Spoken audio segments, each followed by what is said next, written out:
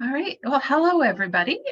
Welcome to this week's presentation in the Canadian Society for Organic Urban Land Care's National Weekly Zoom Series, 2022 Year of the Ecological Garden.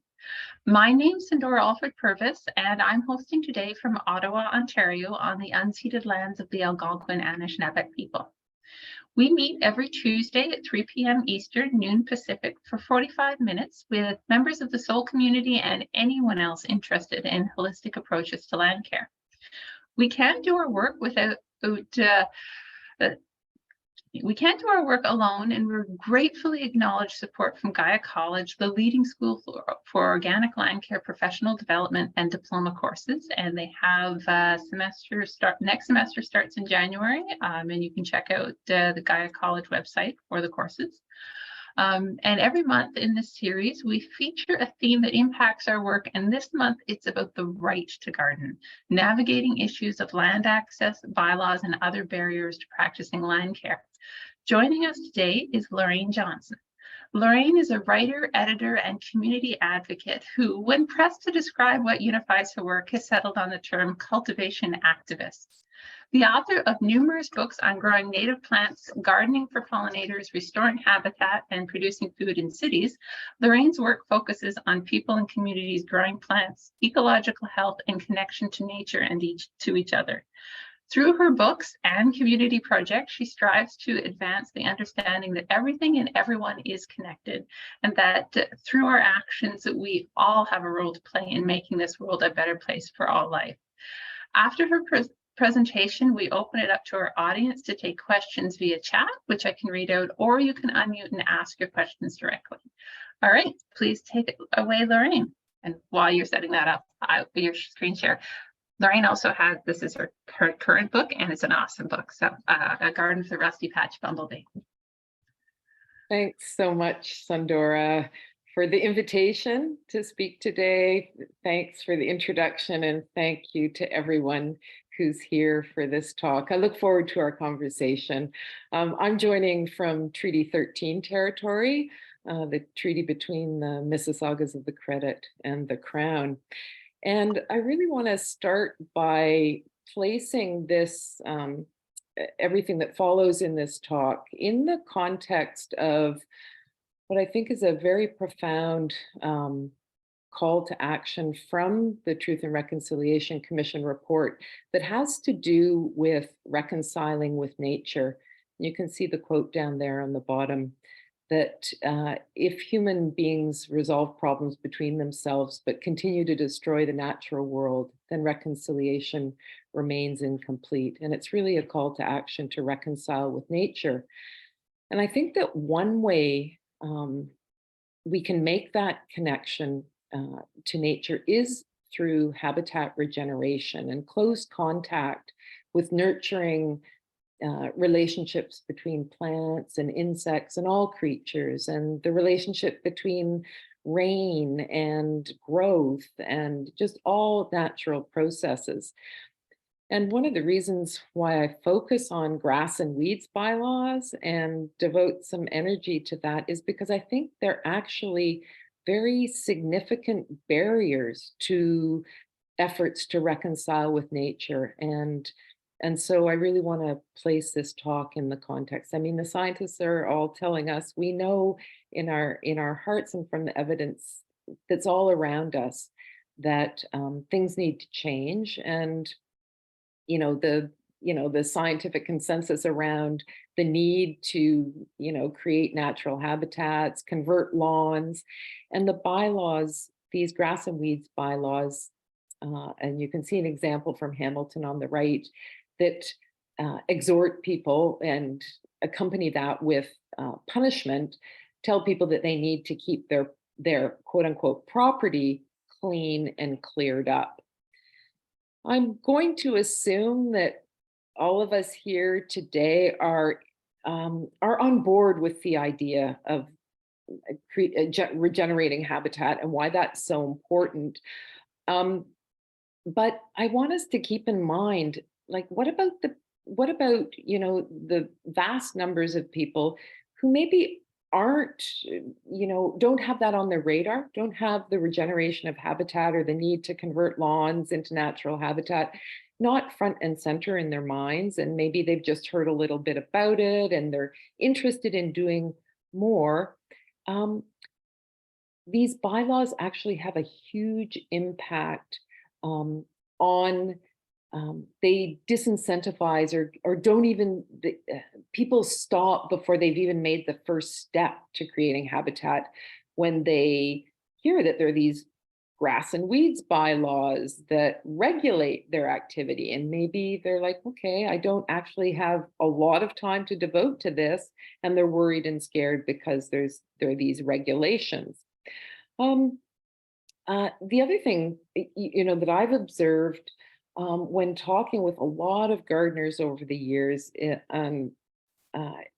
whenever I start a presentation about native plant gardening, I ask people, hey, what do you think of when I say the phrase native plants? And inevitably, people say weeds. So again, this context of, there's a lot of kind of,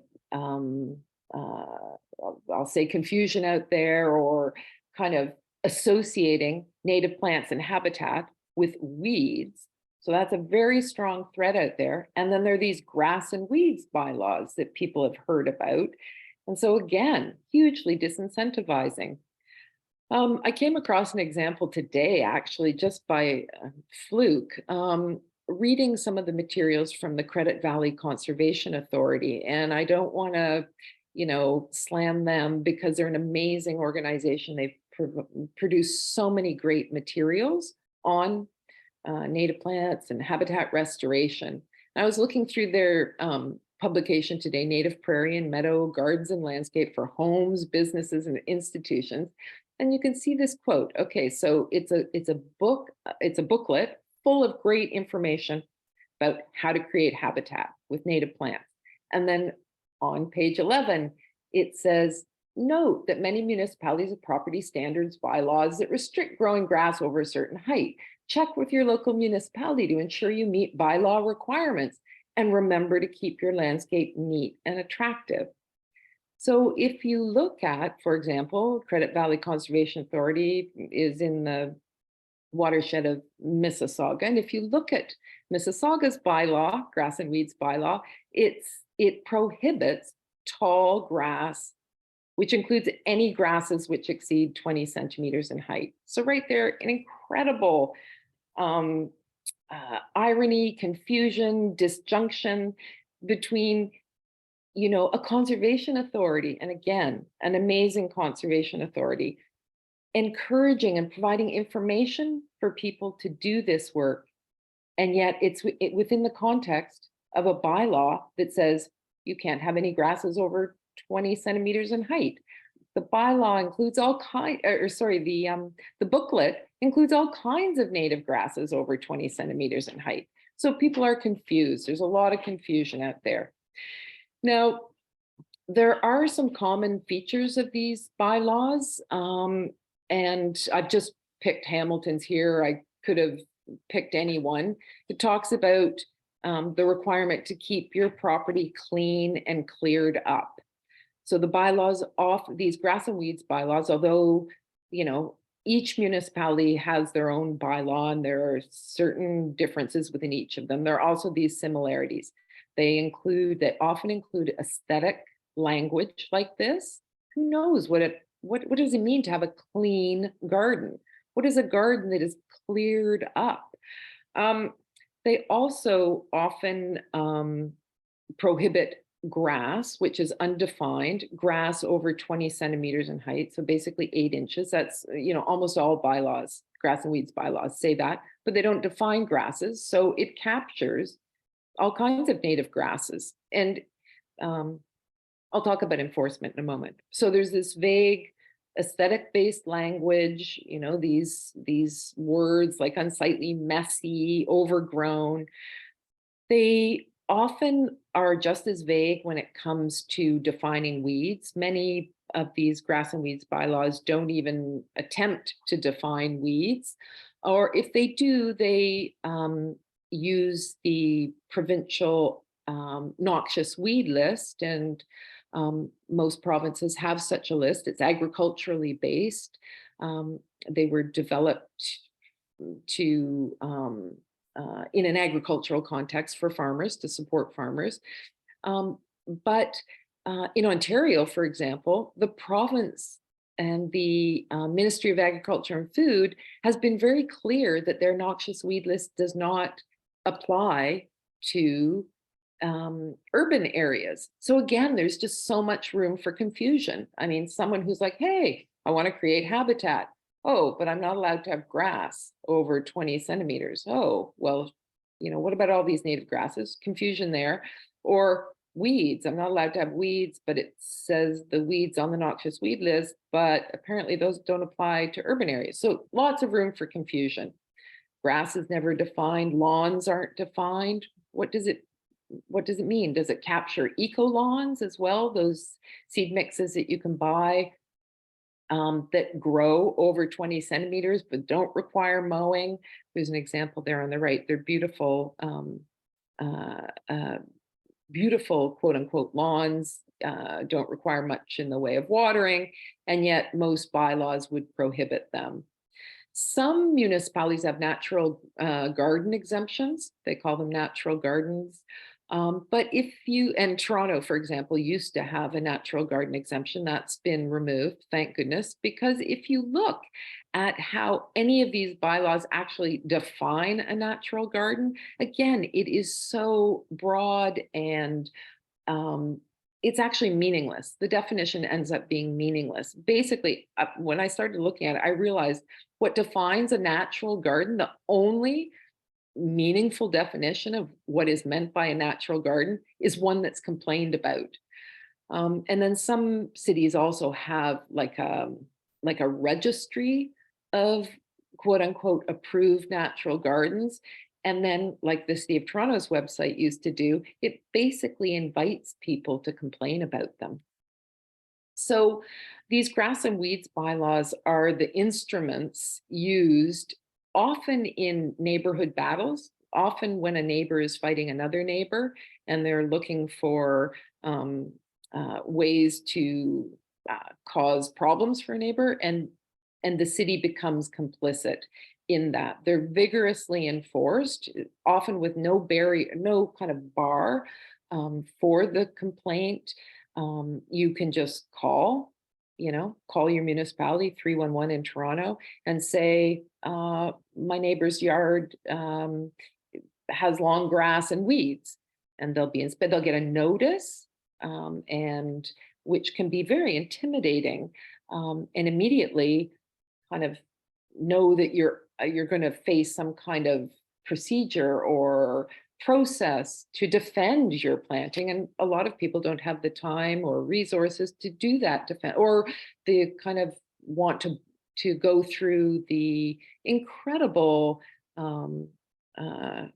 I would call it often trauma of having to fight against a municipality that has all the power in this situation. And in fact, there has been some interesting research done in Portland that evaluated what neighborhoods were actually subject to the most grass and weeds bylaw enforcement actions, and they clearly saw a pattern in marginalized and racialized communities. So these bylaws are often used arbitrarily to punish particularly racialized communities and marginalized communities. Now, the really frustrating thing about all this is, I mean, there are many, of course, there are many ridiculous things about these bylaws. I've just sort of outlined a few of those. But what's very frustrating is that there have actually been some court decisions there around quote unquote natural gardens or naturalized yards, excuse me, where the courts have enshrined the right to a natural garden. So and I'll get into some of these details, but even though the courts have enshrined this right. Um, Pretty well all municipalities in Canada have by these grass and weeds bylaws that if they were individually taken to court would um, would fall based on these precedents of the Sandy Bell case and the Douglas counter case. And I just want to mention two things before I get into those cases. One is that I've put together a resource sheet for this talk, which Sandora will send to you, that has a lot more detail on these court cases. So I'm just really going to go through them quickly here. And the other thing I just want to stress is that I am definitely not coming at this and really think it's dangerous to come at this whole issue from a quote unquote property rights perspective. I think there are just so many problems with the whole idea of property rights. And of course, with the whole idea of property within the context of stolen land. And then the issue of rights in the context of, well, do we quote unquote own the land, or do we belong to the land as a part of us? Do we have rights or do we have responsibilities? So I want to place these comments in that context. So the Sandy Bell case, and here is a photograph I took of her garden in 1994. She lived in the East End of Toronto. She was fined under the grass and weeds bylaw in Toronto. She appealed that and lost, but she appealed to a higher court and won. And it was a very significant ruling in that the judge basically, or quite specifically and literally, ruled that Toronto's bylaw of the time, the grass and weeds bylaw at that time in the mid 90s, was vague and arbitrary and therefore unconstitutional. It was ruled invalid and unenforceable, and that it violated, and very significantly. So there was this issue of the arbitrariness and the arbitrariness and vagueness of the terms in the bylaw, terms like neat and tidy that are still in bylaws all over the place. But it was also found that grass and weeds bylaw was also found to violate Sandy's freedom of expression, which is guaranteed by the charter. The court ruled that Sandy was expressing her environmental beliefs through her garden, and that the bylaw unjustifiably violated her freedom of expression. A huge ruling. And yet these bylaws still exist all over the place. Toronto changed its bylaw in response to that, and created in some ways a bylaw that had even more problems to it, such as the natural garden exemption, which completely treated naturalized gardens as somehow outside of the norm that needed to be approved in order to grow. So that was the Sandy Bell case. And again, there's loads more detail and quotes from it in the handout. And after the Sandy Bell case came the Douglas counter case, in which his garden in Etobicoke, it was actually on the Boulevard. He has a wet meadow, a native wet meadow planting in the ditch. You can see his garden on the left. And there's Doug. About 20 years ago now in the middle. And then there on the right are the kind of the common sort of ditches in the area, which are just turf, and the water completely runs off quickly, doesn't filter into the ground, overwhelms the storm sewers, and sends raw sewage directly into Etobicoke Creek. So Doug wanted to do something about that, created this wet meadow ditch, and the city told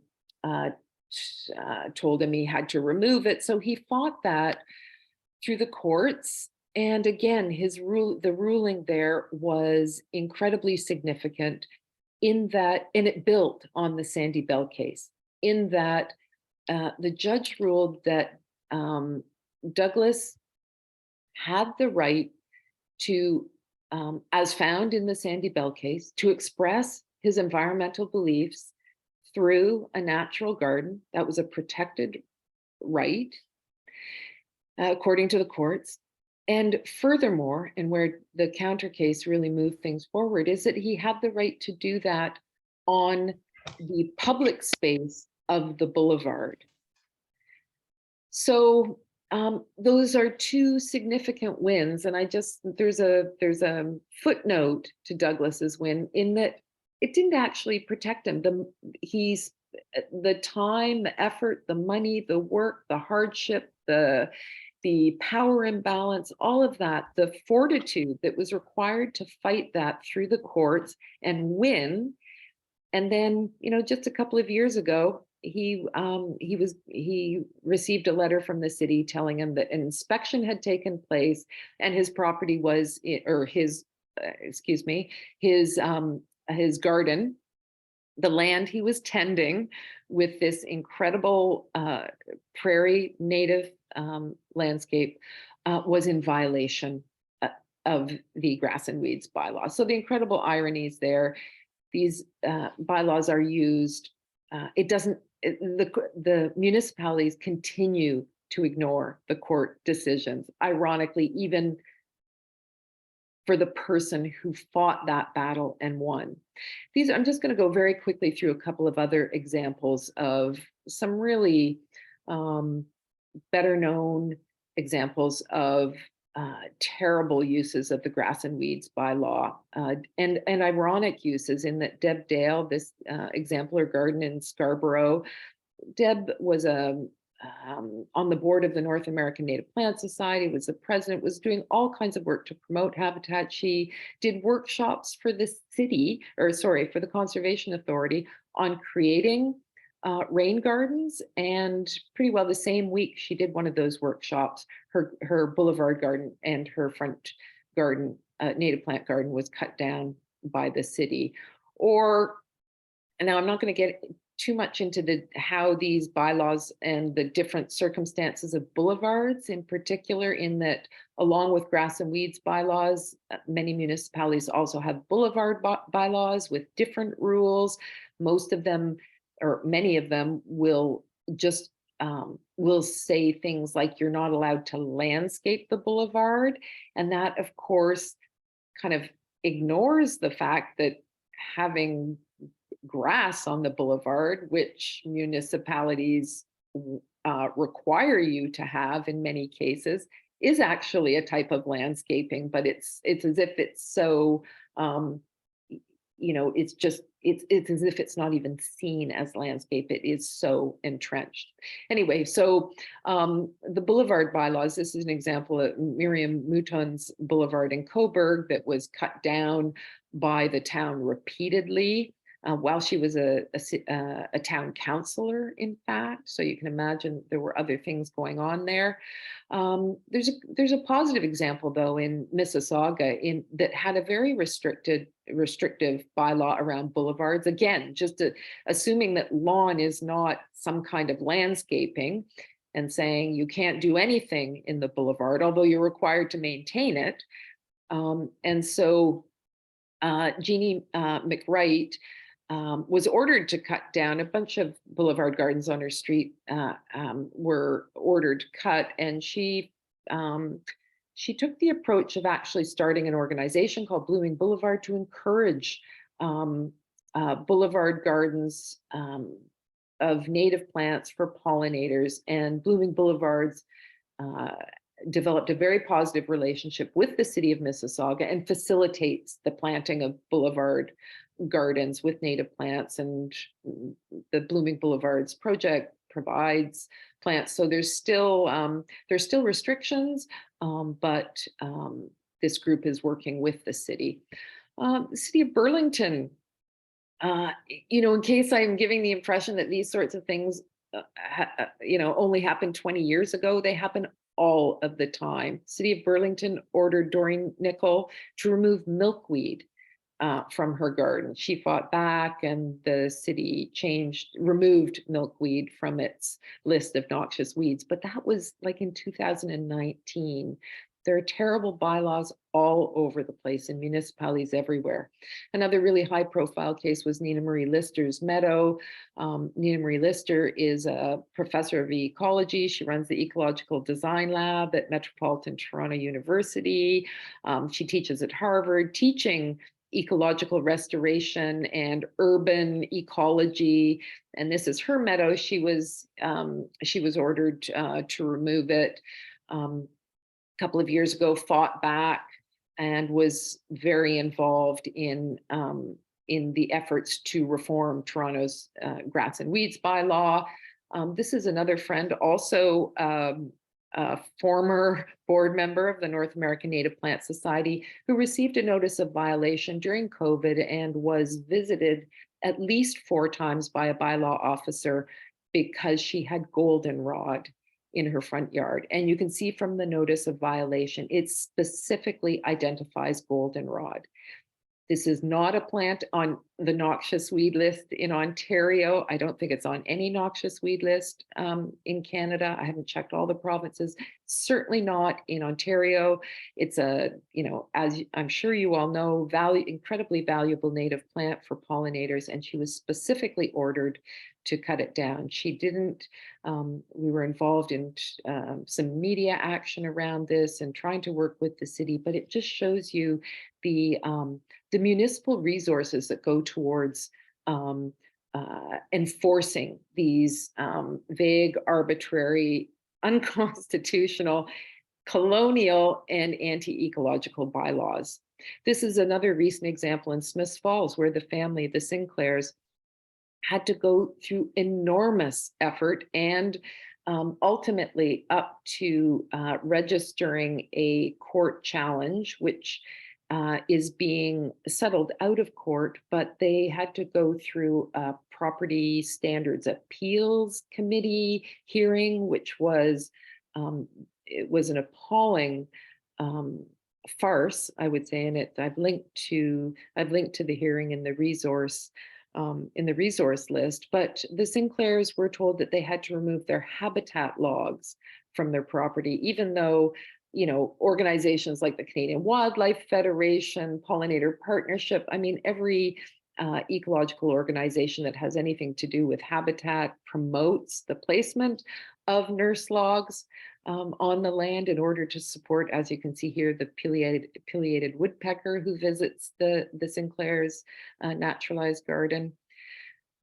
So, or this is another recent example, the city of Mississauga cutting down Ruck's naturalized yard. Although Wolf points out quite accurately that the institution or the entity responsible for the greatest extent of quote unquote weeds or long grasses within Mississauga are actually the entity responsible for most of that is actually the municipality. I think one of the unfortunate things about this culture of complaint that these bylaws encourage and support is that some gardeners also fall into the trap of blaming the gardeners who have these naturalized landscapes for not conforming to the dominant colonial and anti-ecological aesthetic that says everything has to be quote unquote neat and tidy and not messy, and only certain types of species of plants in certain places. Some gardeners will tell people, well, of course you should put that in the backyard, because you need to conform to the neighborhood aesthetic. I find this a really unfortunate development within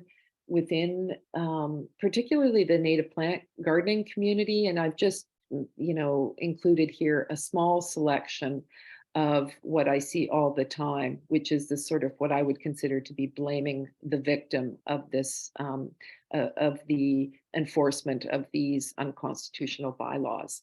So I just want to talk briefly about various approaches to reforming these grass and weeds bylaws, because I do think, even though it might seem like this tiny little corner, how can this really have an impact? I hope what I was speaking about at the beginning in terms of their disincentivizing the folks who might be on board with starting to create or regenerate habitat in various landscapes. They're stopped before they even start by these bylaws, or they're harassed by neighbors when they do take the first steps. So they're very, these bylaws can have a really negative effect, and it's so important. And I think reforming them will lead to more naturalized landscapes in the kind of domestic sphere, and that this will, in itself is important ecologically, but will also have a snowball effect. People will feel more comfortable doing this if other people are doing it, and are doing it without the threat of having to go through a horrible procedure to of harassment to defend their naturalization efforts. So, in terms of reform, one way is to work with municipalities, like get in touch with councillors before there's some kind of flashpoint media event, as happened, for example, with Nina Marie Lister's meadow, which became, there was a lot of media coverage for that, and it kind of shamed the city into stepping up it's what it already knew it had to do in terms of reforming its grass and weeds bylaw. But the media attention is, certainly spurred that on. And so one way is to actually work with municipalities in advance of that, so that that doesn't happen. Or you can use that flashpoint to advance reform, or in the ultimate way, finding some kind of test case to challenge the bylaw, as Sandy Bell did, as Douglas Counter did. That takes a lot of effort. There are some great examples going on right now of municipalities where community groups or individuals are working to reform these bylaws. Kitchener-Waterloo, Chatham-Kent, Toronto, Smiths Falls, Ottawa, Kingston, Thunder Bay. Those are some recent efforts. Unfortunately, there are also some recent efforts which go in totally the wrong direction. For example, here in Elliott Lake, where they revised the bylaw and called it the Clean Yards Bylaw. Again, what does it mean to have a clean garden? They've entrenched more of this arbitrary, vague language in their reform. I think one of the important first steps and what can lead to success in reforming these bylaws is actually reminding municipalities of their already existing policies in support of biodiversity or pollinators or climate change action. So remind them of their existing policies in this regard, and then make the connection to the ways that the grass and weeds bylaws that they have undermine those other policies, those other good policies, so make those connections, and that can lead to reform of the grass and weeds bylaws. Find examples of bylaw enforcement that targets naturalized landscapes. That's important. Find those examples. Find the story of the just outrageous example, or the example that has caused such hardship to someone who is trying to do something environmentally positive. Build a constituency around reform, gardening groups, hort societies, urban forestry groups, environmental groups, pollinator groups. There's so many of these groups and efforts out there that maybe don't have these grass and weeds bylaws on their radar, or don't necessarily, haven't really made the connections to the ways that those grass and weeds bylaws can really inhibit naturalized landscapes. Develop a clear statement of your goal. Like, what is it that what would you like to see in a grass and weeds bylaw? And some amazing resources exist in this regard on the Ecological Design Lab that is Nina Marie Lister's lab at Toronto Metropolitan University. There's a model bylaw on that website that was developed by one of Nina Marie's students, Carly Murphy. There are reports or examples, there are toolkits for municipalities to use to change their bylaws. So there are great resources out there that already exist. It's not a matter of reinventing the wheel. It's just making use of some of these great materials. So familiarizing yourself with existing resources, the Rideau Thousand Islands Master Gardeners, especially the work of Joyce Hostin, some really great questions that might come up around these bylaws and how to address them, like how to respond to issues that municipalities might bring up when you, for example, contact a counselor. This is a really great, simple action. I know I'm talking about, a whole scale group effort to reform the bylaws, and I know that's a lot of work. But even just familiarizing yourself with your existing bylaw in your municipality, and then phoning your counselor and talking with them about this stuff, why it's important to revise them, why, pointing out some of the problems with the bylaws, using these great materials that Joyce has put together. So approach counselors, the mayor, contacts you might have in city staff, and talk with them, make this case for reform. And if there are flashpoint events that you're aware of in your community, consider approaching the media with this story. I've observed over and over again how that is the impetus that has created change. I know it might be considered a more, or let's say less collaborative approach. And, I can see that, maybe, but I think it takes all kinds of actions. I think it takes that more kind of media approach of, creating a media story around it. That works. Working collaboratively in advance of and exclusive of a media flashpoint, that also works. Working inside the institution of the municipality, if you work in a municipality, that works. There are all these different approaches that can, a legal approach definitely works. And so, this can be, whole scale reform can be a lot of work. I think of an individual like Kyla Moore, who single-handedly took this on in Thunder Bay. She prepared all kinds of materials for a municipality. She approached her counselor and she made the case for reform, and it's happened. Excuse me. And it's entirely as a result, well, she, enlisted allies, but it was a result of, one person deciding that this had to change, and one person making note of the fact that the legal decisions, the court decisions, are totally on the side of reform. And we just need to speak up and remind municipalities of these court decisions, of the imperative of creating and regenerating habitat in a time of a climate crisis and a biodiversity crisis. And that these bylaws, even though they might seem like the tiniest little aspect of municipal, the municipal infrastructure, that they actually have a huge impact. And so reforming them matters.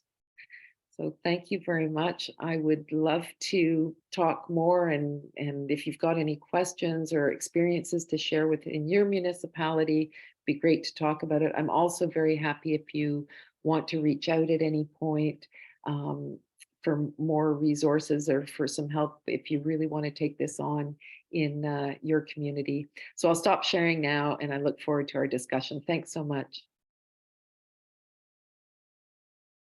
Thank you. That was awesome, and a really good overview of things that have gone on, and also, yeah, some good resources for people have successfully changed these before. It's not just a matter of, wouldn't it be nice if these things were different? It's, here's how people actually changed what's going on, and that we do have charter rights, and we have them back right now in Ontario.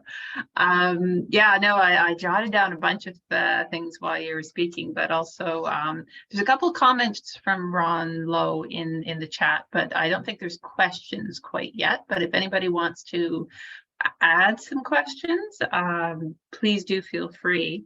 I had noted the clean yards bylaw. I'm like, they don't want them to have any soil in them. Like, really, what does clean mean? But yeah, that it's all about this sort of reinforcement of some idea of normal, and that you will be penalized for failing to exclude the undesirables, and you're also required to properly control everything that is present before you're considered a good citizen. And yeah, there's a lot of that that's still embedded in our bylaws. Yeah, there's a very interesting example in Smiths Falls, in that the bylaw actually says that you are not allowed to landscape within 3 meters of the curb.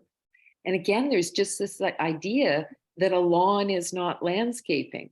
You know, we don't even see it, that lawn as landscaping is just so normalized that the bylaw doesn't even, it says you can't landscape. So, oh, okay, so we're supposed to have bare soil in for almost 10 feet in from the curb on every front yard in Smiths Falls. And of course, the only person they went after was the person who had actually naturalized that within those 3 meters. We could actually argue that the naturalized would be the not landscaped. That actually you can have turf, and actually that thing about turf being a default. When I was teaching landscape design, I insisted to, when the students were doing their big plan, that their default had to be planted space, perennial complex ecosystem, and they had to justify the lawn areas in the design explanation. They couldn't use lawn areas as default. They had to use the full, they had to use ecosystem as default, lawn had to be justified. But yes, I see there's a question here. My question is regarding pests, rats, and urban settings. My sister has a neighbor that continues to accuse her of having a dirty property because it has native plants. Yeah, that's an amazing question. It comes up all of the time. This idea that somehow naturalized landscapes are, and whether that's native plants or non-native plants, or, you know, just any landscape where natural processes are engaged with, where plant stalks are left, where dead leaves are left, you know, all these kinds of wonderful ecological practices are considered messy and encouraging somehow of vermin. That's often a term used within the bylaws. If you look at the research, there's absolutely nothing to suggest that, there's nothing that supports the idea that naturalized landscapes lead to more rats or any other of these species that are considered pests within the urban environment. Nothing whatsoever to support that idea. And I've actually, and I didn't include it in this presentation, but if you think of, let's say, a very densely but conventional looking garden, they're never accused of attracting rats, never.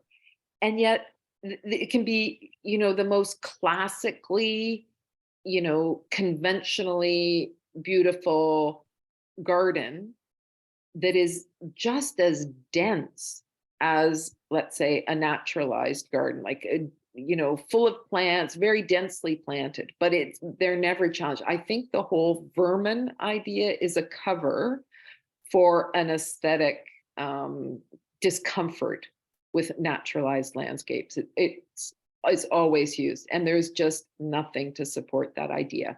I wish that the municipalities that use that as an excuse, because they do, I wish they were required to produce any evidence whatsoever, because there just isn't any.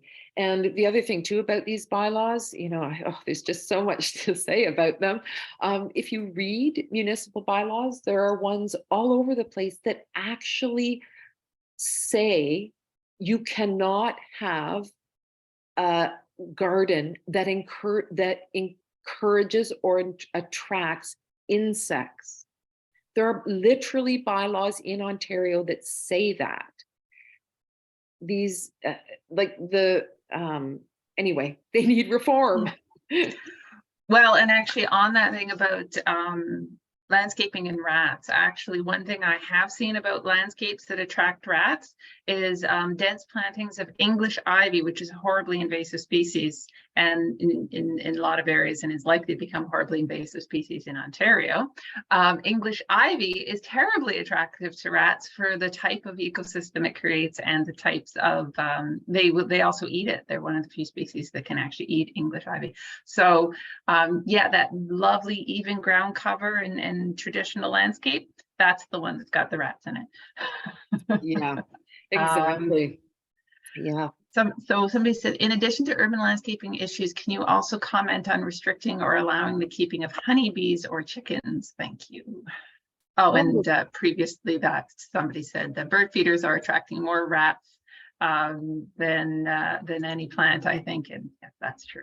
Yeah, I guess I'll just give a very general answer, because both of those subjects could be hour-long discussions for sure. And actually, I've been very involved in the effort in Toronto with a number of other people and a number of former councillors and current councillors and great groups like Toronto Urban Growers to legalize backyard hens within the city of Toronto. I think actually that what's most important about any question to do with these bylaws is to stress that they need to focus on health and safety, that those are legitimate concerns. So in the examples here around honeybees and chickens, so look at the health and safety issues. And by health and safety, I'm talking not only about human health and safety, I'm talking about the wider ecology of the urban environment. What are the issues that come up for anything that the bylaws are trying to regulate, whether it's chickens, honeybees, grass and weeds? What are the health and safety issues, human health, ecological health, and how do the bylaws either relate to those issues or actually have nothing to do with those issues and only have to do with aesthetics or myths or masquerading sort of as legitimate concerns. Focus on health and safety. And I forgot to say when I was talking about the Douglas counter case, where I mentioned that that court case led to a decision affirming Douglas's constitutional right to express his environmental values on public land of the Boulevard, subject only to health and safety restrictions. So that means that the courts have said, of course, municipalities have a legitimate interest in keeping the streets and sidewalks safe.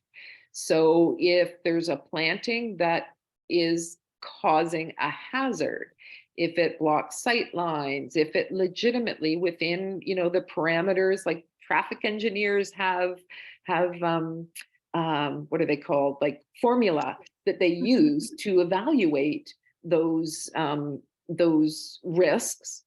So if a landscape is causing potentially some kind of harm or safety risk, then yes, it can be regulated. I think most people would be on board with that. But often these bylaws are aesthetically based and masquerading as, health and safety concerns like vermin, and what they end up doing, regardless of what, the lack of evidence. Or there's even been stuff around, prairie landscapes being a fire hazard, or, what are some other examples? Or insects being a safety hazard. So whoever wrote that bylaw forgot that butterflies are insects. Like there's just, anyway. Yep. So I hope that's helpful, Anthony, in terms of your question. I'll do the one last one. Oh, I see there's another pop-up. Okay, it's just an observation. One last one, because we are running over time, because you had such an awesome presentation, and people have live questions. So there was one about turf. One of the things that really bothers me about lawn grass is it's not a permeable surface. It's only semi-permeable. With all the issues of excesses of rain and the more frequent extreme weather events, it makes no sense. Mississauga promoted to detach your downspout, but no plans to deal with water like more native plants. How can we get into the heads of the municipalities? I tried to talk to someone and they hid behind auto responses and canned responses. Could not get through to anybody. Having done some research because I assigned it as a task, the permeability of turf versus a planted landscape is just, and a densely planted one, it's just night and day, the amount of water that they can soak up. So yes, that is a direction, but yeah. Yeah, and I think as well, the what I mentioned before about connecting these issues, like helping the municipality, your councillor, staff, whomever, see the connections between policies they might have, because a lot of municipalities have policies around stormwater.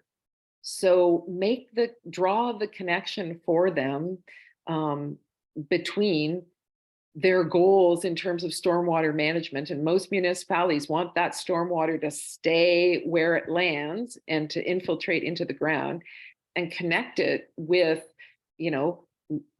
turf grass, which the municipalities are promoting and defending and propping up with these bylaws as a terrible way to promote infiltration of water, and naturalized landscapes as a great way. And maybe you'll make some headways. But I hear from your question that you're not even able to get through the door to make that argument. And so that might be a case of, approach media outlets with a story, like find a great example in your community of something, and maybe it's yourself, in fact, with a rain garden, and try to get a newspaper interested in telling that story, and the way that the municipality's own policies are at odds with one another. Yeah, it's absolutely, there's a lot of disconnects. And I think even when you were talking earlier, I was thinking we need a little bit of a video where we do like an infiltration, just watching the water sink in and time it between the native plant garden and the turf lawn. It's a little side-by-side video. All right, so thank you very much.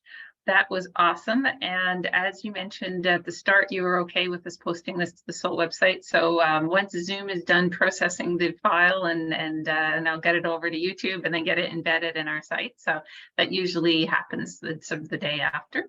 And I'll send a link out to everybody who registered. So if you're here, you'll get it. And then anybody wasn't able to attend live. Also that resource, which I shared to the chat earlier, but I know as people sort of came in and out of the room, because it looked like some people were having trouble staying in there, I will also share that file as well. So if you missed it earlier in the chat, it will go out, and it's got some awesome links and resources in there. All right, well, thank you, everybody. And this was awesome. And hopefully you can also join us again next week when Nicola from Grand River Forestry will be joining us to share some of the history of Black farmers in Southern Ontario and work that's going on today to cultivate equity and food sovereignty by the Black farming community. So again, tying in with this month's theme of barriers to garden and land access. All right. Well, thank you, everybody, for joining us, and have a great afternoon. Thanks. Bye.